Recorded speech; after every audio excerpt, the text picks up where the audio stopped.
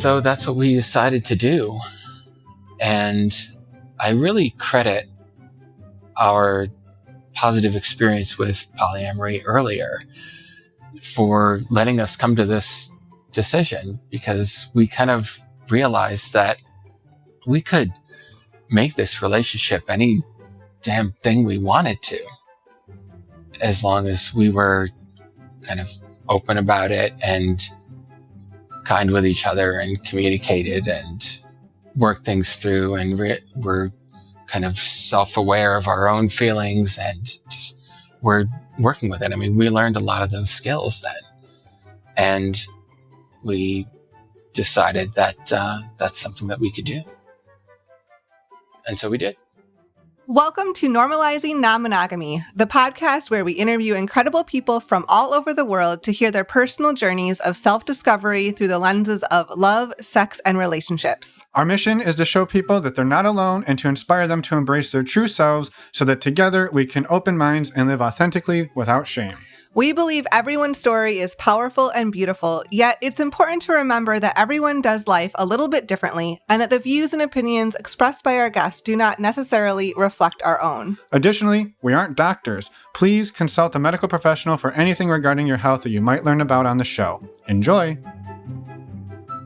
Welcome to episode 404. We're Finn and Emma. That's a palindrome, Emma. It is. It's been so long. It's been so long, I forgot about it. Yeah. It's been so long since I've made that joke. People just rolled their eyes so hard they passed out, I think. For anyone who's a long-time listener, yeah. You get the reference. And for those of you who aren't, you got some listening to do. Sorry, there's only 404 episodes to catch up on. I love that you caught me off guard with that today. Okay, I am so excited about this interview today. We get to sit down with one of our long-term community members and friends, Derek, as he shares his story. Derek first discovered non-monogamy about 35 years ago and has been exploring it on and off since then. And today he identifies as solo poly. And quick note, the article he talks about where he first discovered polyamory. Yes. Links are in the show notes. Yes, so you can go read it too. And I know I say this almost every single week, and this week is no exception, but I love this interview with Derek. His story and the journey he's been on are so incredibly powerful. And one of my favorite things about non-monogamy is actually when people are able to defy all of the societal expectations and pressures and to break out of the molds that we're often forced into. And Derek and his co-parent, as you'll hear today, have done this in such an incredible way.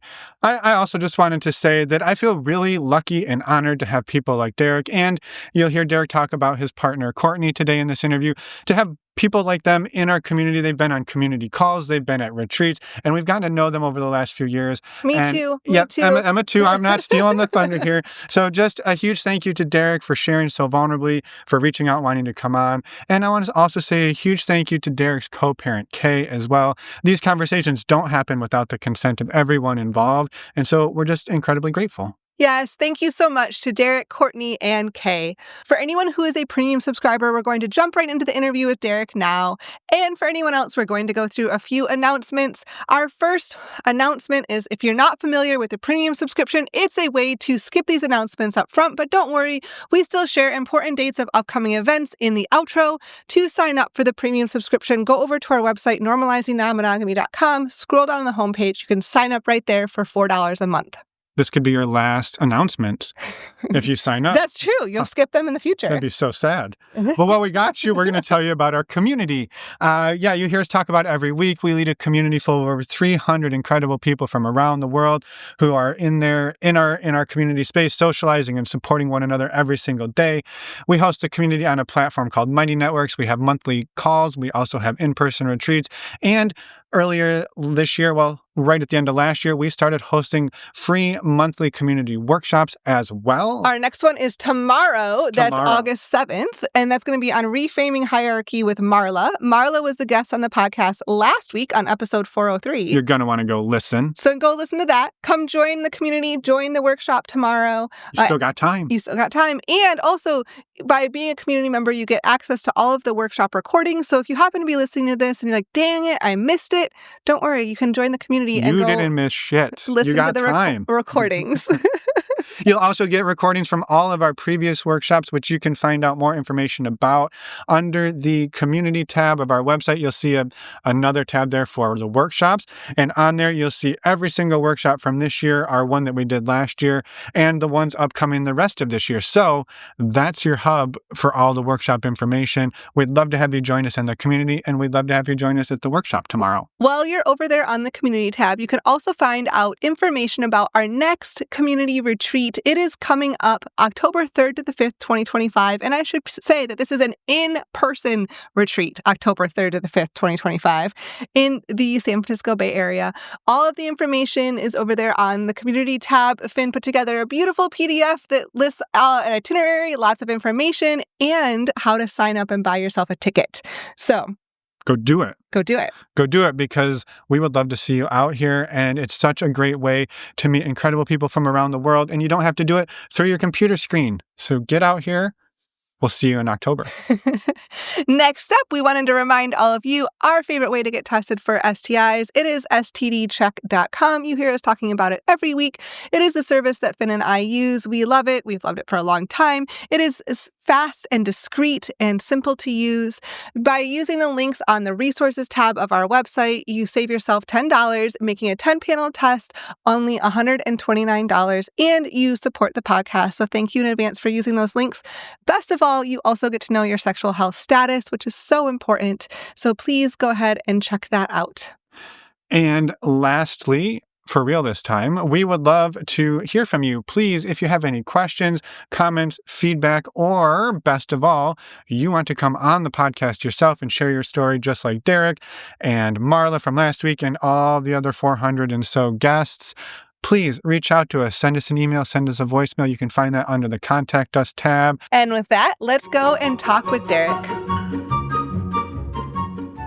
Welcome. Good morning, Derek. We're excited to talk with you today. We know you a little bit. You are part of our community, which is amazing. And we're excited to dive in and hear about your story today. Thank you so much for being here and for being on the podcast. Well, thanks for having me. I'm excited to be here. Yeah, it's been great getting to know you the last few years. I mean, you've been in our community for a while. You come to lots of our calls, and we're excited to share Derek with the world. So for anybody who doesn't know Derek, do you mind introducing yourself? Well, let's see. I'm Derek. I'm a 55-year-old straight cis male. I identify as solo poly, and I currently live in Asheville, North Carolina. Amazing. And maybe a good place to start is just, what is like your relationship ecosystem look like today as a solo poly person in 2025? So right now, I share a house with my platonic co-parent and our son, and I have a girlfriend who is local and lives in town, and that's pretty much it. Yeah, at the moment. At the moment, always open for new. I guess. Well, maybe I'm curious. Are you open for new connections, or are you sort of just? Are you feeling poly? I heard a new one recently, poly satisfied, which I really like. I heard that too. So I'm open, but not seeking. Mm-hmm. I'm not pounding the apps or getting people's numbers or anything of that sort, but I'm open to something if it happens organically, which is kind of how this current connection happened. So I'm pretty happy with that strategy. Yeah, I love that. So on that, I guess I sort of was really interested when I heard the term ambiamorous recently. Mm-hmm.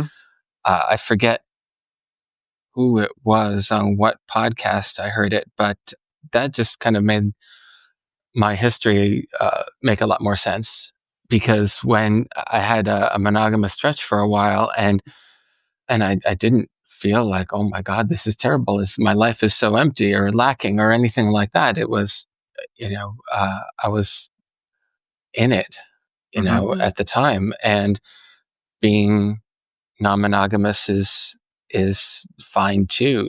I think it just really depends on the quality of the relationships, and quality not as in just good, bad, but just, the nature Yeah. of the Yeah. relationships. Yeah, that makes total sense. And right now this is where I am. And Mhm. I expect it to change, as most things often do. Mhm. Yeah, for sure. I love that. You're right. The quality isn't, well, this one's good, so I don't need another one, and this one's bad, so I need another one, but more like, this is what this relationship is needing right now, and this is where I'm putting this amount of energy, and maybe I have some more, maybe I don't, kind of vibe. Sure. Yeah. Yeah. Well, maybe let's go back in time. It sounds like Yes. this ambiamorous has helped connect some dots for your history. And when did non-monogamy first come into your world? So long ago, when I was in college, I read an article in a magazine called Green Egg, and the article was titled "A Bouquet of Lovers" by Morning Glory Zell Ravenheart, Okay. who is credited by some as at least the first mention of the word polyamory in publication. Yeah. Mhm. And when I read it, I shared it with my girlfriend, and I was just blown away. This makes so much sense. Oh my God, of course, this is how relationships should be. Everyone should be like this. Should we be like this? Yeah, let's be like this. How do we do it? I don't know. Well, let's do it anyway. Okay. And we just went full steam ahead. We talked a little bit about it, and oh my goodness, we were so young. Uh, and I mean, there's nothing wrong with that, but we were, oh my gosh, it's so Learn young, by jumping into the pool, deep end of the right? pool. Yeah. And, I mean, there were no apps at the time. This was like prehistoric, no internet and such. But we just decided that we would do that, and that we were open to stuff that might happen. And because we were young and in college and in our 20s and meeting all kinds of people and having all kinds of experiences, there were opportunities and here and there. And we had a couple of relationships each, and some of those did not go great. Some of them were good, but a couple of them were not, mostly because we seemed to wind up with people who did not respect our relationship, and maybe thought that this was a transition into a relationship with them monogamously, and that's not what we were into. And we didn't really, I don't know, it's completely different now. Like, we didn't have any role models. We didn't even have any books. This was pre-Ethical Slut. Mhm. This was even before Deborah Annabelle's book, Love Without Limits. And there were no podcasts. There was nothing. We had a 2-page article Yeah. and our wits, and that was Your 20-year-old wits. right. Nevertheless. Yeah, yeah. Yeah, for what it's worth. And And I mean, I am curious, when you backing up just a little bit, when you brought this to your girlfriend in the beginning there, like, was she just curious? Just, it sounds like the two of you almost had the same, like, curiosity about this in a lot of ways. yeah. So we were both Wiccan at the time. Mm. And I mean, I guess I still am, but that was fairly new. So we were kind of, we had some experience going off the beaten path, in a sense, in some way. Yeah. And it was that crowd. I mean, it's, very, like, I don't want to say free love. That was a couple of decades earlier, but I mean, sort of in that direction, right? Just not, just realizing that societal constructs were optional, in a sense. I mean, I didn't use that language at the time, Sure. but that's kind of what, how I see it looking back. Yeah. So we were both kind of open in that sense. And yeah, she received it. And it sounds like then it was starting to date. I mean, like you said, I think you're in college, there's more opportunities. People are a little more free flowing at that point. But Sure. it sounds like there was also people seem to perceive this as your relationship was in jeopardy. You were just we're trying to break up, but we can't let go. So, it sounds like people were trying to. Maybe there was some of that perception. Yeah, there was certainly some kind of some people just didn't really get it, and maybe one or two of them didn't want to get it. Yeah. Yeah. And they were just, in this monogamous mindset, and they saw a person that they wanted, and it's like, okay, this is an obstacle. Let's work around this. Right. Or just be a dick until it goes away. And Yeah. Well, how did it go for the two of you? It was, you're navigating people trying to seemingly break you up and get in the way, and you're in college. But what was your first experience of it? Like, how do you feel you came out of that? So let's see. So my girlfriend, she had a guy she was seeing, and from my perspective, he just was being a jerk to me. I didn't think he was respecting her very much either. Her autonomy or whatever. We again didn't use that word at the time. Yeah, totally. And the thing is, though, due to previous relationships, my girlfriend at the time, she was really sensitive to possessive attitudes, like from her partners. That was something that she experienced a while before we were together, and me pointing out that I didn't think this guy was a great match. He wasn't doing good things. That came off to her as me being possessive and trying to, stop this. So she was pulling away from me because of that. And so I was in this position. Wow, this sucks. This is happening and I can't do anything about it. And anything I do just kind of perpetuates it. And so I kind of reached a breaking point at some point, and I decided to just really try to let go of any kind of attachment to her or what that relationship would be. And when I did that, I guess that she sensed it, stopped sensing any possessiveness on my part, and that relationship of hers ended pretty quickly. But in retrospect, it was at the cost of damaged trust. Yeah. So later on, I was with somebody who did not respect our relationship, but she was sneakier about it. And I allowed myself to be cowgirled, I guess. And for anybody who doesn't know that term, maybe do you mind elaborating what that means?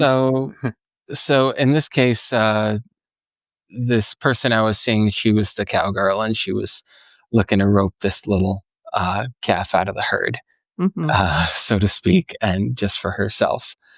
And that's what happened. And the fact that, in retrospect, that was a really shitty thing for me to allow to have happen, at least the way that it did. And this was after what had happened previously. Right. Yeah. Right.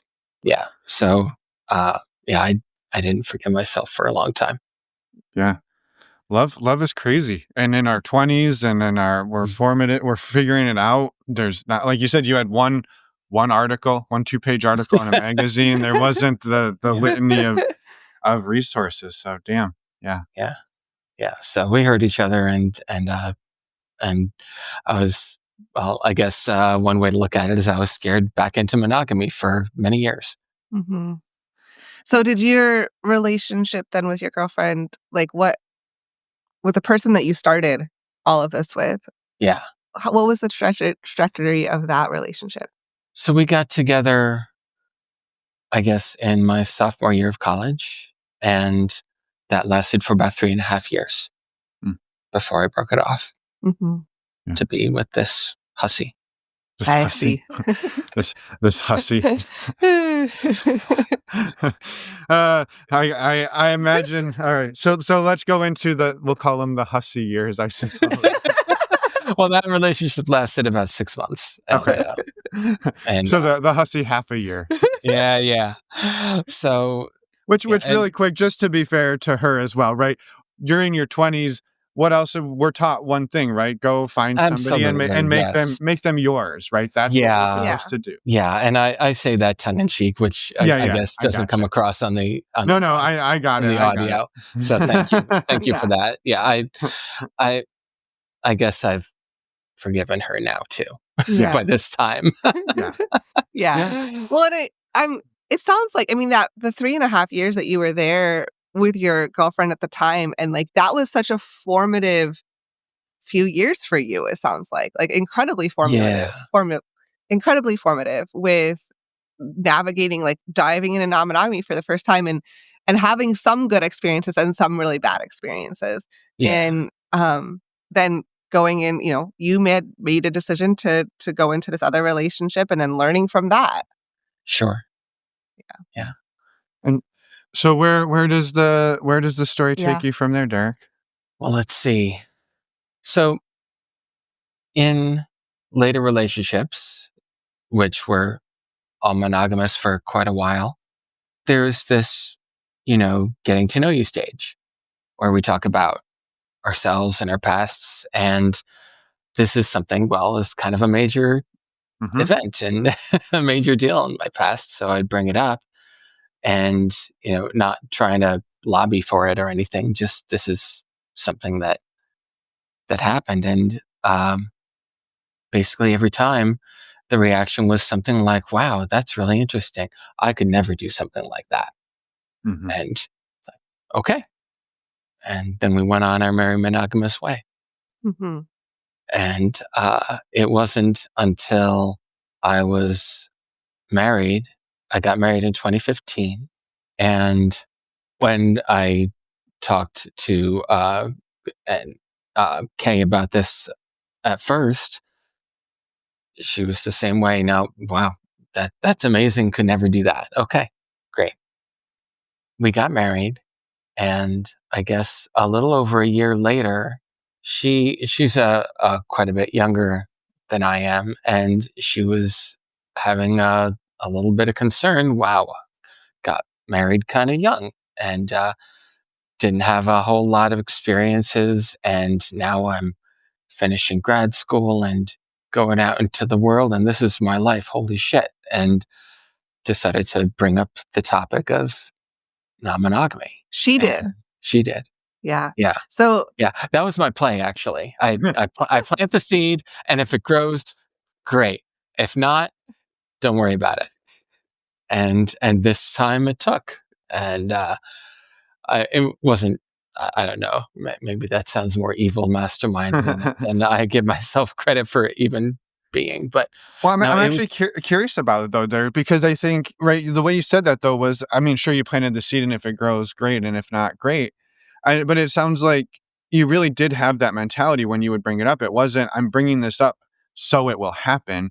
It was, this was a big part of my history, so I'm going to share Mhm. this with you. And I'm curious if, as you're doing this, did it feel like when you were in monogamy and monogamous relationships, did it feel like you were wishing you had the sort of the openness that you had in that first partnership in college? Yeah, because it was several years of monogamous relationships before you yeah, got married.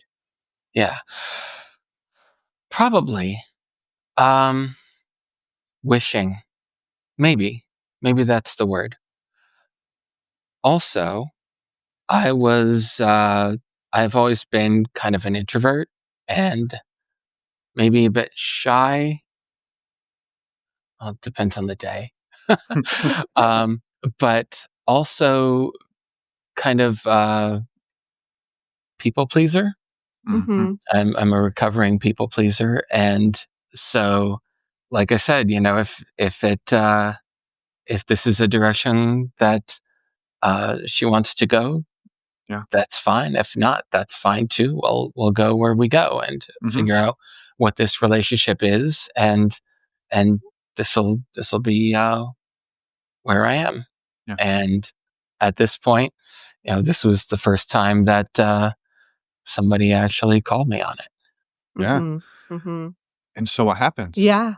So that conversation happened, and that was kind of maybe not right now, but in the future, possibly. And well, a month later, she goes out of town to visit a friend and meets somebody that she might like to start something with. So she comes back and we have some serious conversations about it, and a whole weekend of very intimate conversations. And at the end, we decided that we were going to open up. And so we did. And by this time, I think it was less than 24 hours when I started looking at podcasts and books and all of the resources. And this was how long ago? This was in 2016. Okay. Like fall of 2016. Yeah. Okay. And so he lived quite a bit away. I guess maybe, I'm guessing 8 or 10-hour drive. Mm-hmm. And so it was kind of a plane ride, long distance situation. But he had a bit more money than we did. So he was able to kind of finance their seeing each other more often than they would have. So he would come into town and get a place, or she would go up there. This was so. Aside from those, here's a little bit of background on me as far as jealousy is concerned. Aside from the partners that my college girlfriend had, I've been a very non-jealous person. And I mean, my high school girlfriend before that, she kind of tried to make me jealous at some point, and like talking about, oh, I had this conversation with this guy. It's like, oh, cool. What's his name? What'd you talk about? And I just did not take the bait. Part of me was oblivious to the fact that it was kind of baity. And I was just very matter of fact about it. And so, do you want to be with him? No. Okay, cool. And I just did not react that way. I failed Macho 101 a long time ago and just never had a need for that, and I don't know, it just never was a thing until that experience with the college girlfriend, when it's like, hey, this guy's being a jerk. He doesn't respect the relationship that we had. And then she pulls away from me. It's like, and that really got me. And so fast forward to this experience with my wife, Kay, I didn't realize it, but there are a lot of those same buttons were being pushed. Mm. And on the surface, I think it looked, this is retrospect, on the surface, I think it looked similar enough to that previous situation that my lizard just was screaming, danger, danger, this is not safe. And the difference was that I had some knowledge from books and podcasts and stuff. It's like, oh, wow, this is what it feels like. Wow, okay. I guess this is what we do here.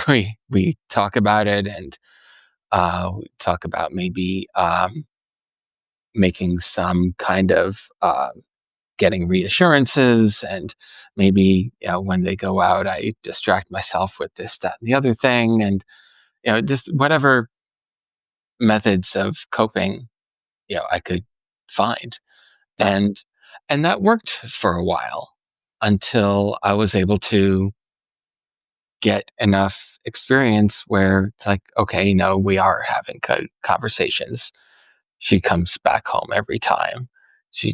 We talk about making allowances, getting reassurances, and, changing behaviors that are particularly triggering and so on. And after some months, those feelings began to subside.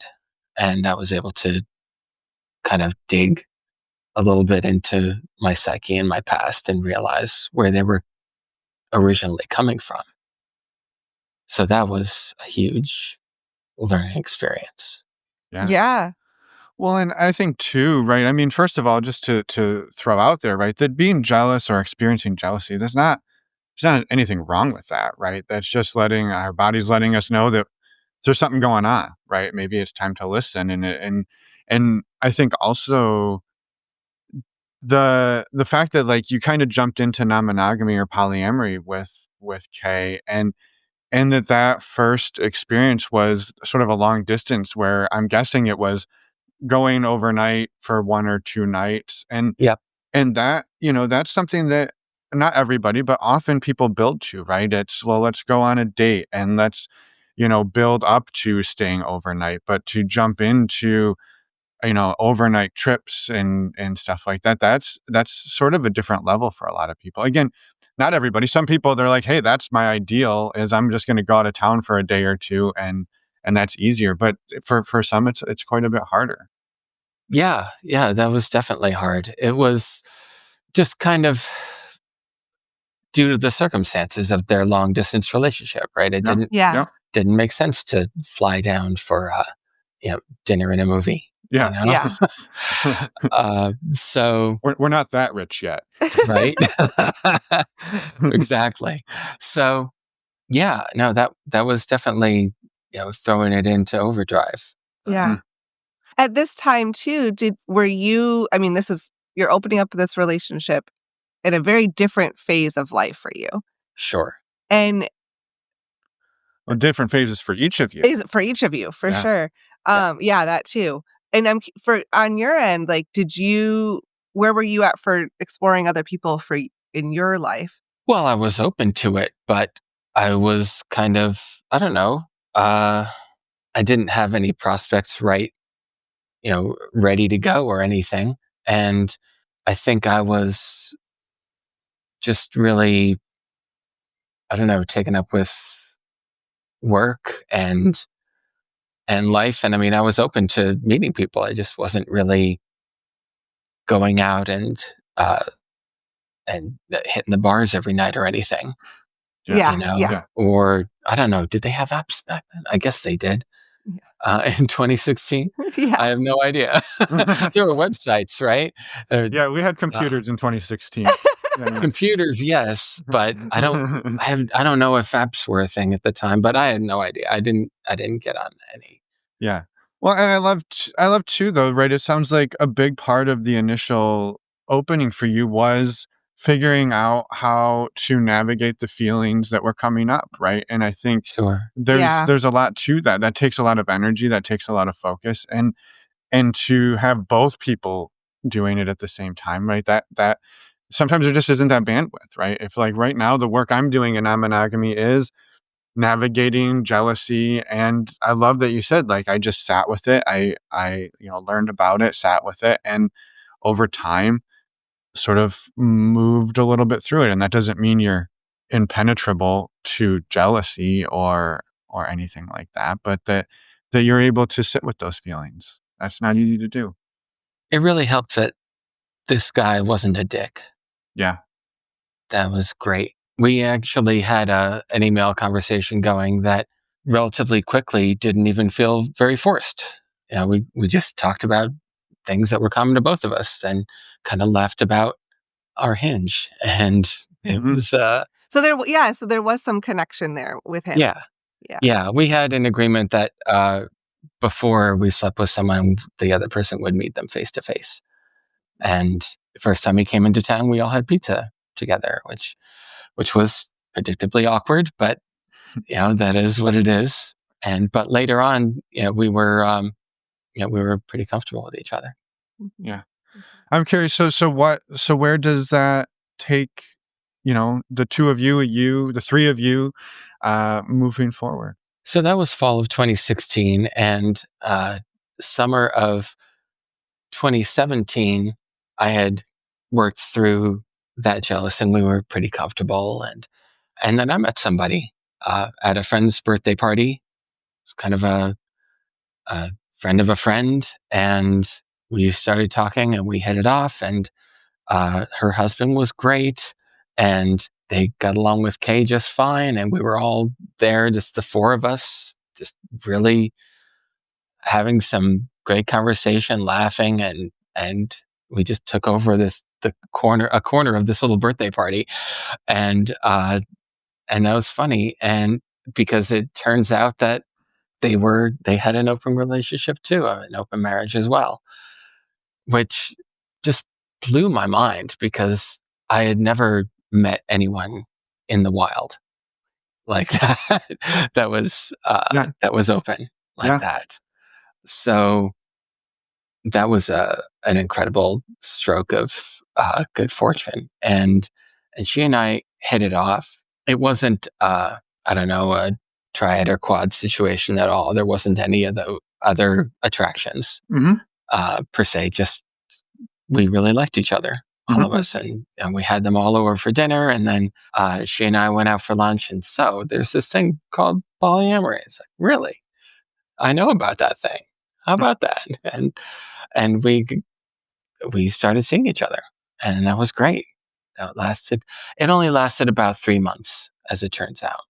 And Kay's relationship ended, kind of transitioned to platonic after a few months after that. So that that takes us to the end of 2017. Yeah, and I would just say too in there, right? And not to say that there's successful and unsuccessful, but that sounds like a fairly successful, stepping back into it, right? A couple of relationships that lasted a few months to a year and a half, navigated some feelings, like it seems like got your feet a little bit wet in the arena of non-monogamy. For sure. Yeah. And so where did it go from there? Well, then we closed up to start a family because we had a deal. I said that we had to be done having kids by the time I turned 50.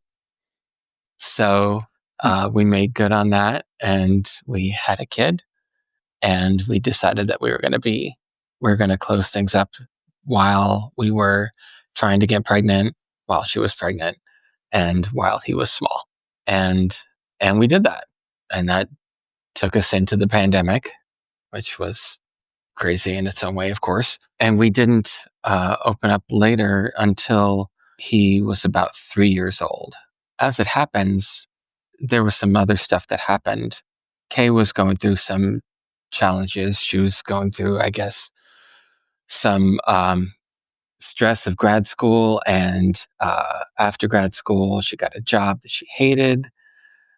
She was dealing with postpartum stuff after the birth of our son, which was non-trivial to say the least. And she was also coming to the realization that she's queer.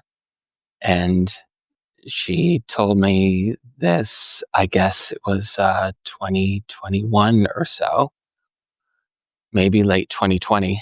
I forget exactly. At first, she said that she was realizing that she's bisexual. And then a couple months later, she realized that, no, actually lesbian is more a better fit. And so that was really hard for both of us. Her, because, I don't want to speak for her so much, but her identity was kind of changing, and her realization of it, at least, and all in the middle of a marriage to a guy that she still really cares about. And it was confusing also because, when we got together, we were really into each other. And so realizing that she's lesbian really threw her for a loop. And I didn't take it really well either. In a way I did, because I've always been a safe place for people to come out to me. And I mean, I had people with, good friends of mine who were dating trans people in the early 90s. And that was fine.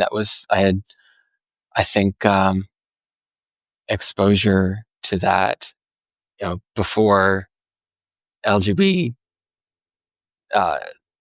added on the T, I think. It was, so, I mean, that was not new to me. People would feel safe coming out to me, and the way I viewed that was, wow, thank you for trusting me with that. Yeah. I'm honored. And, after that, I would reaffirm our friendship and invite them to share more if they're comfortable. Mm-hmm. And then this happens with Kay, and I did that. But also, my wife, it was as if she suddenly was gone. Mm-hmm. And there was nothing I could do about it. It wasn't my fault. It wasn't her fault either. She was just gone. And I was angry. I was angry about it. It wasn't anyone's fault, and there was nowhere for the anger to go. But we were stuck together because of the pandemic, and because we had a kid to care for in this little 2-bedroom apartment. And I'll be honest, she was really the only one there. We were the only ones that we were seeing. I mean, except I had some family nearby who would drive a couple of hours to help us out sometimes, but that wasn't all the time. This was again during the pandemic, like there's quarantine happening and things like that. Yeah, exactly. Yeah, late 2020. What an isolating time to go through something like this. Yeah. For both of you. Yeah. And because I was so angry about this, and part of the problem was also that I was never somebody who expressed anger. I was, very much the people pleaser, and it's like everything's fine, and to a large extent, everything was fine. I didn't really get strong opinions about general things like some people do. I mean, important things, yes, but those things that were important to me seemed to be a lot fewer, than to other people. So I didn't get angry very often, but I really had some anger to this, and I'm not proud to say that she got the brunt of it.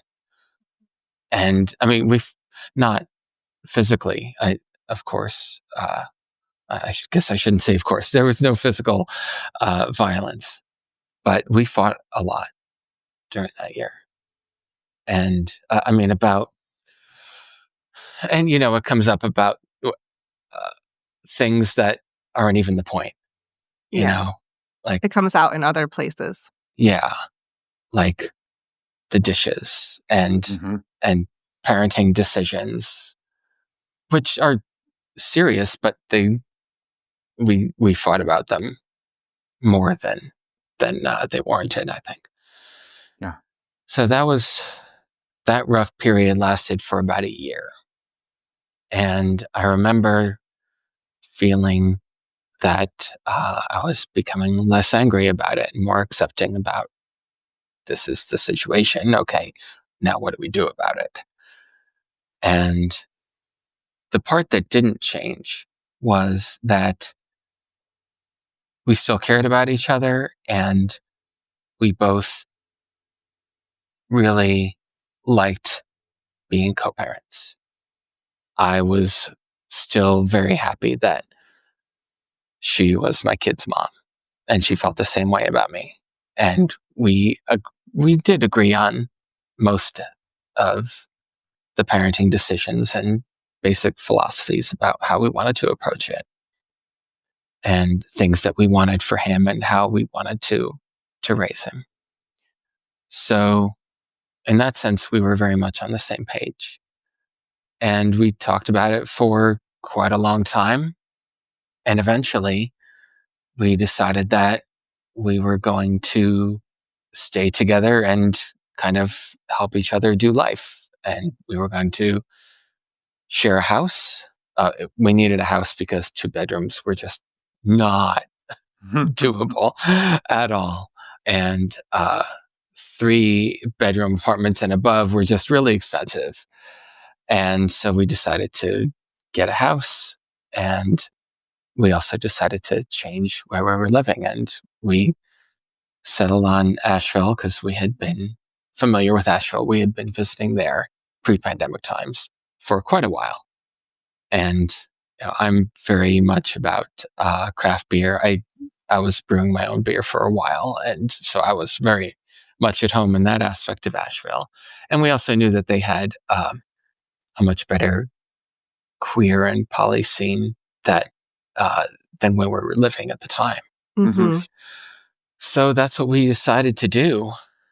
And I really credit our positive experience with polyamory earlier for letting us come to this decision, because we kind of realized that we could make this relationship any damn thing we wanted to, as long as we were kind of open about it and kind with each other and communicated and worked things through, and we're kind of self-aware of our own feelings and just we're working with it. I mean, we learned a lot of those skills then, and we decided that that's something that we could do.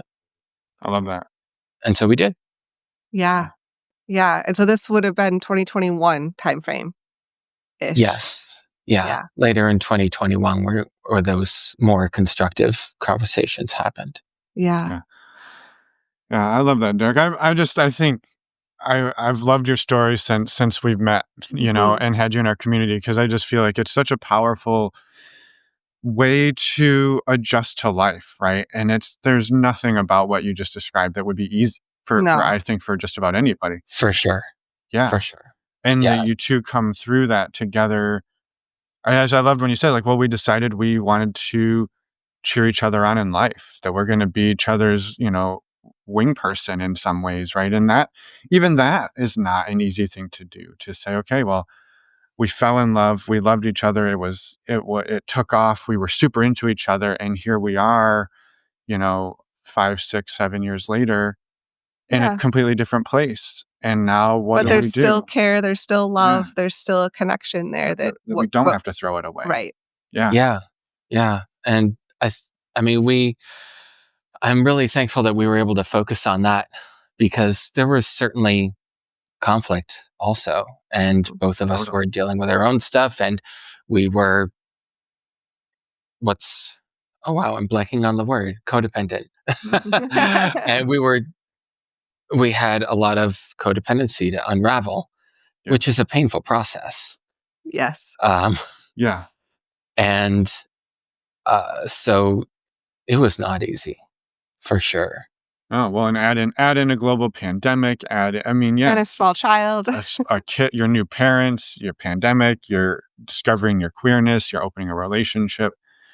That's every single one of those is a major life thing. So, wow.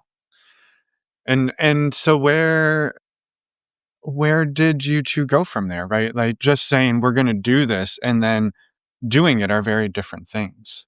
So we decided to move spring of 2022, and the real estate market was crazy.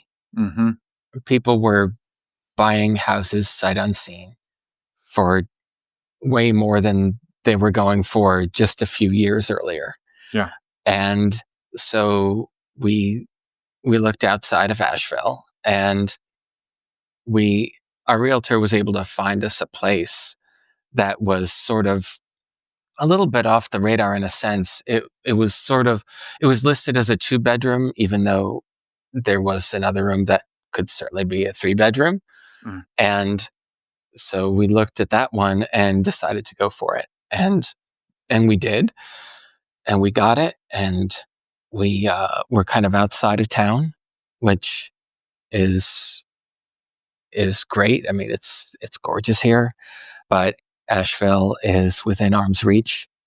Just a 20-minute drive to basically anywhere we'd want to go, 20 or 30 minutes. And that was great.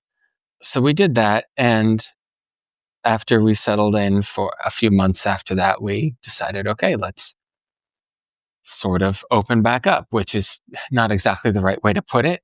But, we started pursuing our independent lives. And you were intentionally transitioning your relationship at this time to more of a platonic connection as well? Yeah. Oh, yeah. We had been platonic since she came out to me. Okay. Really.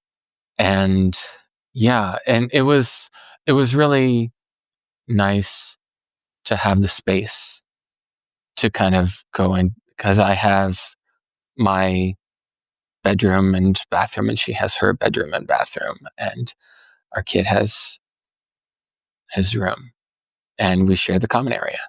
Mm-hmm. But having our own space was really important. And I mean, just little things, though, that we had to learn in unraveling the codependency. Just because somebody is home doesn't mean that they're necessarily up for conversations of any type at any time. Mm-hmm. And that's not something that we could assume anymore. So, I mean, just something as simple as that was a hard thing to learn.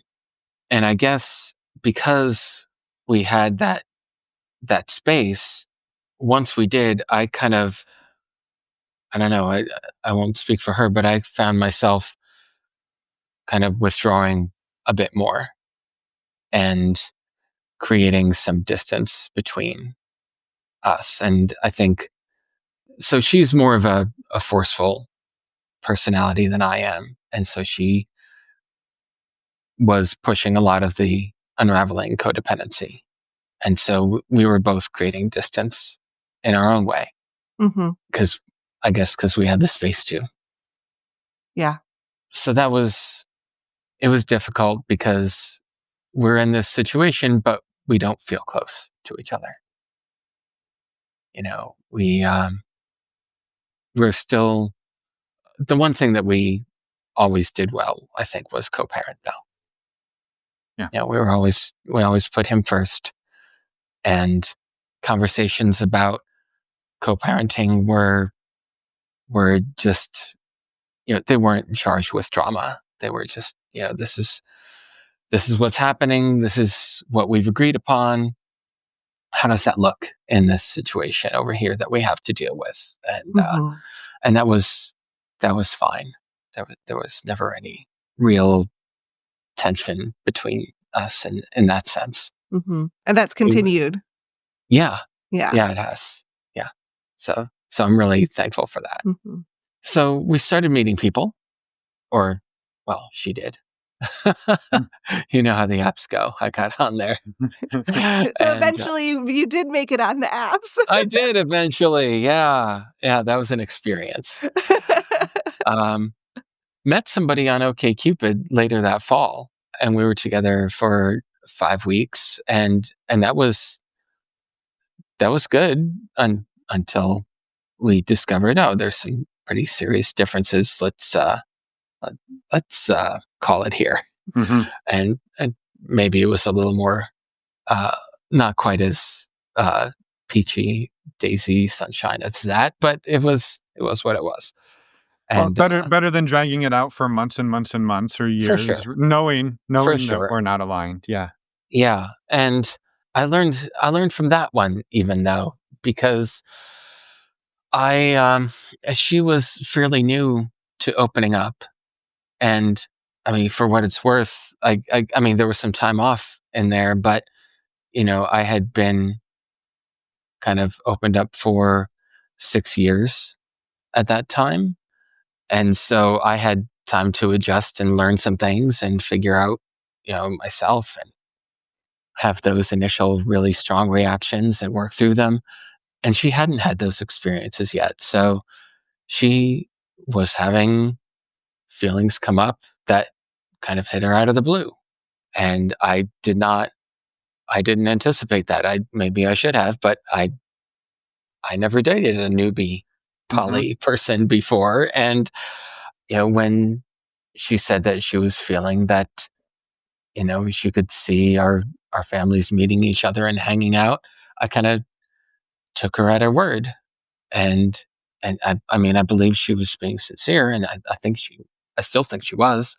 But when I suggested that, her meeting Kay, it's like, well, I didn't consent to having a relationship with her. It's like, but you kind of just said a week ago that we were headed in that direction. So she was having these new experiences and new emotions, and she was dealing with them as best she could. And I didn't realize that I could have done a better job in anticipating what might be coming up for her. So I learned from that too. And I certainly don't put all that on her. Yeah. Yeah. Well, I think it speaks to the nature of how challenging this can be, right? We go into something, even if we're like, I want this. There's times when we say we want something and we go and do it and we're like, oh my God, I did not know what I wanted. I didn't know what I was saying I wanted until I got it. And now it's maybe not what I want, or it's scarier or harder or whatever. And so, yeah, I don't know. Yeah. Yeah. So that was fall, winter 2022. And I also joined a local poly group and this online community related to this Non-Monogamy podcast. I think you've heard of it. Heard of it a time or two. Yeah, it was yours. And that was great. And I took your advice, Finn, to somebody. I forget who you gave it to when I first heard it, but it was basically to double down on in-person interactions and find those communities instead of relying on apps to meet people. And not even just using those communities to meet people, but just really being a part of the community and just making friends and going at it from that perspective. And that really resonated with me because I've always had the best times when I meet somebody who's a friend of a friend. Those are how I meet new friends. That's how I meet partners. That's always been true over my life. So that made a lot of sense to me. So I did that, and I kind of took some of the more unusual parts of my personality, my interests, and I kind of went for those, and these aren't super unusual, I guess, but they're maybe a little bit left of mainstream. There was the poly group. I went in with them and went to their meetings and made friends there. There was the local Wiccan neo-pagan group and hung out with them a while. And there was the homebrewing folks, which is not unusual in Asheville at all. And then there was something that I hadn't done for a long time, contra dancing. And I went and did that a lot. Oh my God, contra dancing is so queer and alternative relationship friendly. I had no idea. Amazing. And of course, it's in Asheville, so that's part of it. But wow, that was really something to meet all kinds of these counterculture friendly folks there. And I could just talk with anything to those folks, and nothing fazed them. Yeah. And for the most part, it was really good. And I still am contra dancing in Nashville Yeah. To That's this day. awesome. Yeah. Yeah. I love that, Derek, and I love too that you sort of expand on that because the advice I often give to people is it's not even go find your in-person non-monogamy meetups. It's just get out in person and meet people. And I love that you're like, yeah, I went and did homebrewing. Went and spent time with the Wiccan community. I got into Contradict, right? It's not let me go to because it's easy to say then, well, there's no non-monogamy stuff in my area. That advice sucks. Mm-hmm. And it's like, no, go meet people. Just meet the people and figure out for yourself Well, and what doing that looks things like. that you enjoy. That you enjoy. Exactly. Yeah. Find things that you're interested and excited about and go do them. Because worst case scenario, you're doing something you like doing. Exactly. Yeah. Yeah. And that's how it was, really. I wasn't meeting any romantic interests per se, but it was it was still a lot of fun. Mhm. And I had fun. I was social. I made friends. And, while Kay was doing her thing, I was doing my thing. And Mhm. we were, like I said, we were always really good at co-parenting. We're also really supportive of each other, even though we were more distant than we had been. We were still always really good about organizing our schedules so that each of us had the time to go out and do what we wanted to do. Mm-hmm. And that, the kid was always taken care of. Mm-hmm. Yeah.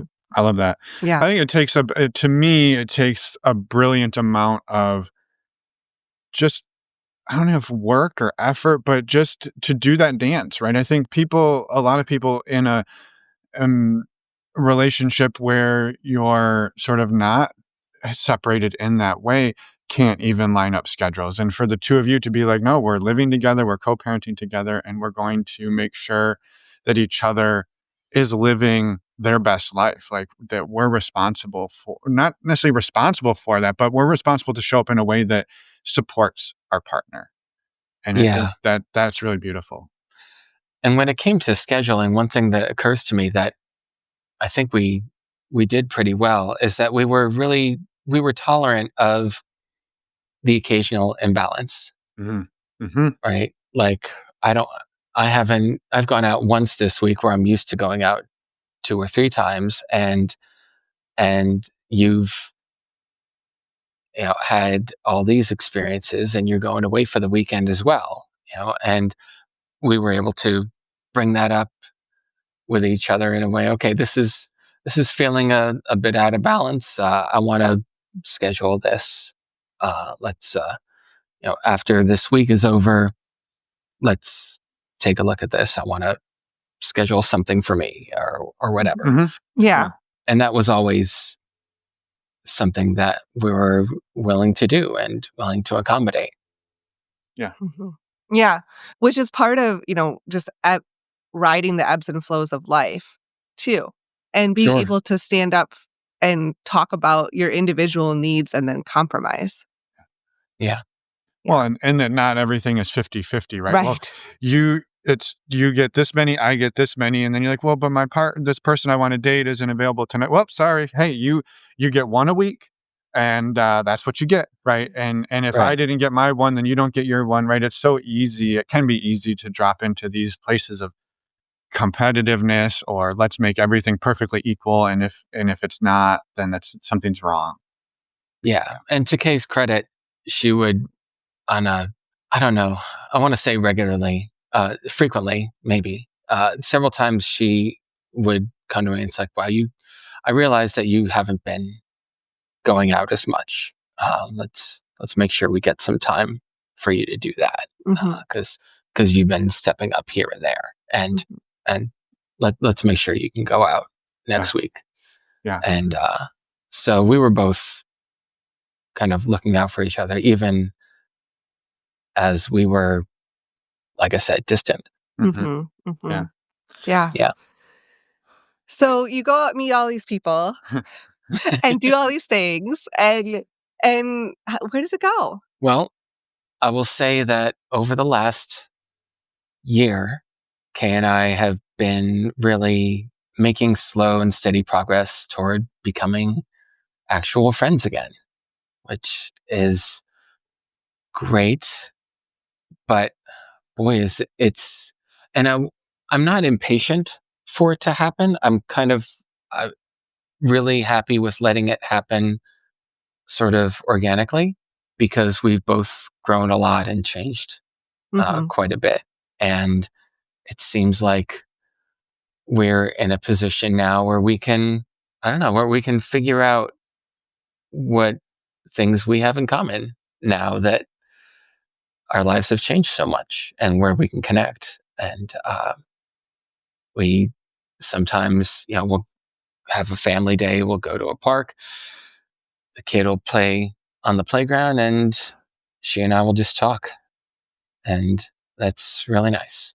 I love that, Derek. I think, as you're talking about that, what comes up for me is this sort of feeling of when we transition a relationship.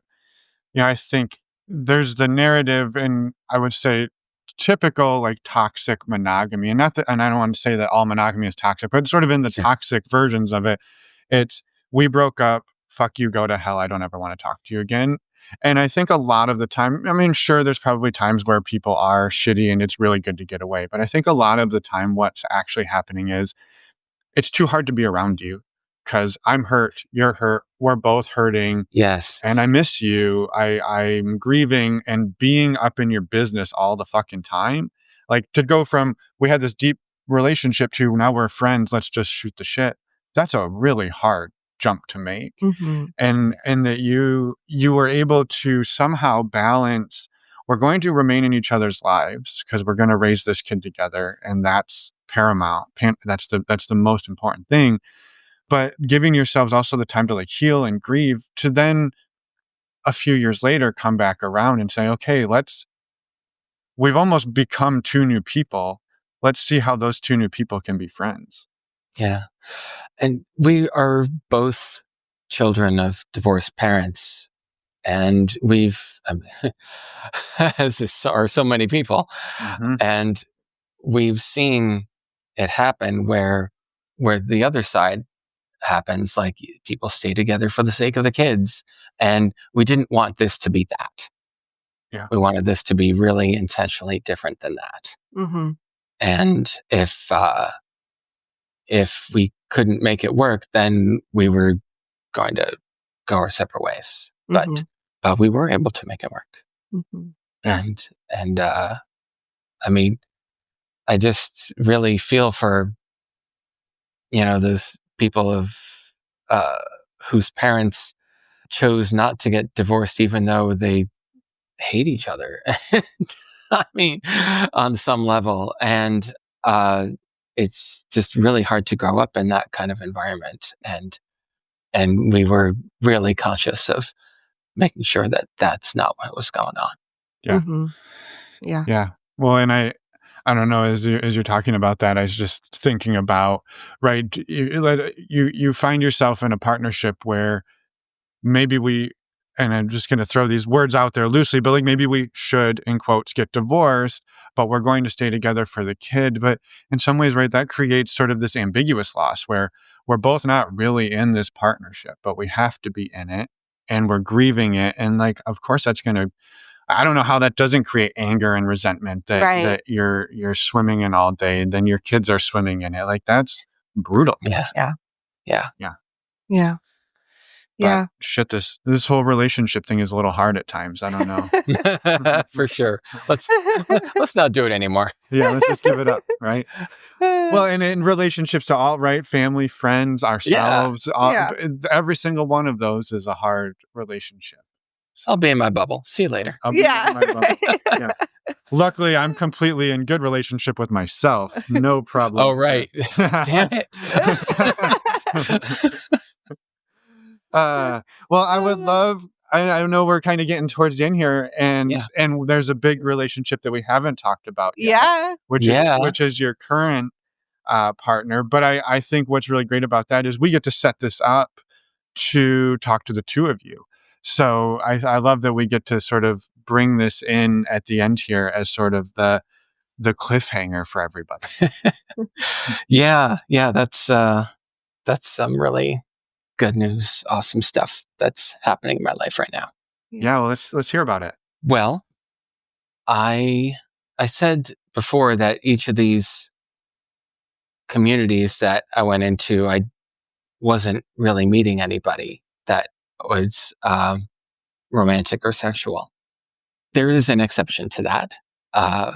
And when I went on the normalizing non-monogamy retreat in Atlanta in January of 2024, I met somebody in person that I was had been chatting with in the community. Her name is Courtney, and we met in person there, and we spent some time together, and we hit it off, and we had an incredible goodbye kiss, and then I went home, and she went home, and those homes were a 12-hour drive apart. And that was really incredible, and maybe like, what the hell? Mm-hmm. What do I do with this? And I don't know how much of this story you want me to tell right now. It's your story. It's your story. Well, let's see. Well, long story short, it's working. So I looked into all kinds of flight deals, and I looked on, because we're not swimming in money. So I looked at Southwest and Allegiant and Spirit and all the dirty the flying school buses of the basement, yeah.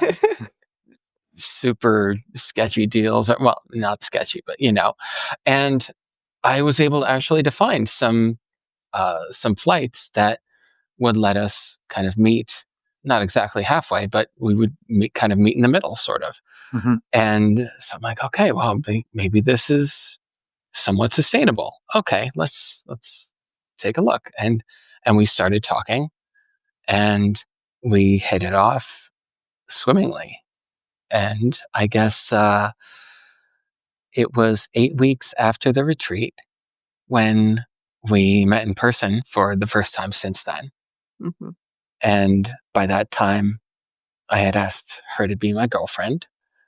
And I actually used that word. And I thought about it for a while, but that kind of, I don't know, it really fit us, that energy. And we met in St. Pete, Florida, and it was just fantastic. And the weekend felt a whole lot longer than it actually was, and it ended incredibly quickly at the same time. It turns out that she and her family had already discussed moving out of Florida and into the mountainous area where I lived. Not exactly where I lived, but I kind of steered them in this direction. But they had kind of already had such a move in mind, and the circumstances were right. And long story short, she and her family moved to Asheville, and we have been together for over a year, and it's going great. Yes. Yeah. I love it. Maybe I'll leave all the other details until yeah. So Courtney can corroborate, make sure this isn't a lot of bullshit you're telling. There you go. There you go. Yeah. I'm so excited for that conversation that's coming very soon. And I just really appreciate everything you've shared today, Derek. Like, it's been a journey. And yeah. You've learned a lot, you've grown a lot, and you've also pushed against so many social norms to figure out what really works for you in your life and with Kay. And for your son too. And that's so, challenging to do. I think so. And it's funny because as a straight cis male heterosexual person, I really don't see myself as pushing against societal norms so much as nearly as much as other people that I'm friends with. But when I kind of sit back and look at it, I realize, oh, wait a minute, yeah, that's actually, those were some struggles, and this is really different than what a lot of people are doing and living their lives, figuring shit out. And so I'm happy to that y'all have agreed to put my story among the hundreds of others. I appreciate it. I'm so grateful that you and Courtney reached out wanting to share, because I think, Emma and I are no strangers to pushing against norms and societal scripts in different ways, right? And I think it can be easy, both cis het white males, and it can be easy to be like, well, there's no reason to, there's no need to. But I think when you look inside and there's something that says like this way that I see everybody else doing, it doesn't feel like me, right? And you start to push against it. Just being able to look around and find other people to say, oh, they did it too. That person did it too. That it just, for us, I think it's the not being alone in it. Yeah. And I also think that it's important to demonstrate that even when you don't feel that you necessarily need to push those norms because of the way society is structured, that you still do. Yeah.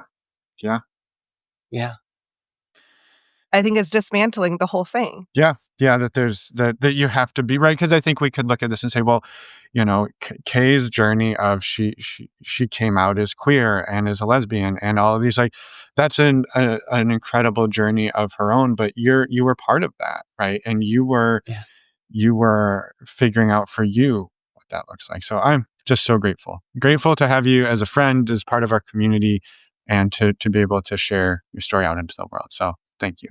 Yeah. Me too. Before we let you go, is there anything else you wanted to share? Oh, let's see. Well, I don't have anything to promote.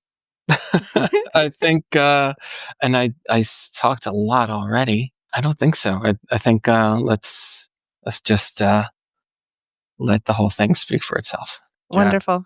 And leave the people wanting more. Yeah. There you go. Yeah. More. Maybe I'll think of something when we get back together. Yeah. And for anybody who hasn't figured it out, the flow here is going to be, we're actually talking to Courtney next, and then we'll have the two of you on together to share your joint story. So we're looking forward to that. Great.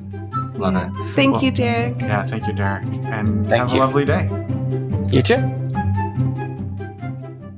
And we're back. Thank you again, Derek, for coming on, sharing your story, and for being a community member and friend as well. It's so exciting to get this story out there, and thank you so much. Yes, thank you from my side. Thank you, Courtney. Thank you, Kay. Thank you, everybody who made this one possible. Again, I said it up front. I love this conversation, so I hope you did too. A quick reminder about a couple of upcoming dates. First up, our next community workshop is going to be tomorrow, August 7th, and that is called Reframing Hierarchy, and it's taught by Marla, who was on the podcast last week on episode 403. So you can go listen to that and then come to the workshop tomorrow. Or if you're like, dang it, I missed it, don't worry, you can still join the community and listen to the recordings. We also wanted to remind all of you that our next in-person community retreat is going to be October 3rd to the 5th in the Bay Area, San Francisco Bay Area. So you can find out more about all of that over on our website, normalizingnonmonogamy.com. We'd love to see you out here. And next week, guess what? Next week, we kind of spoiled it for you, but next week we are talking to Courtney. Yes, exactly. Another fantastic conversation. And then you'll never guess what's happening in 2 weeks. Derek and Courtney. Yep. You guessed it, Emma. It's almost like you were there. I was there. You were there. All right. With that, we hope you all have a fantastic rest of your week. We'll see you all tomorrow, of course, on our workshop. But after that, we hope you have a great rest of your week, and we'll see you next week. Bye, everyone. Thanks for listening.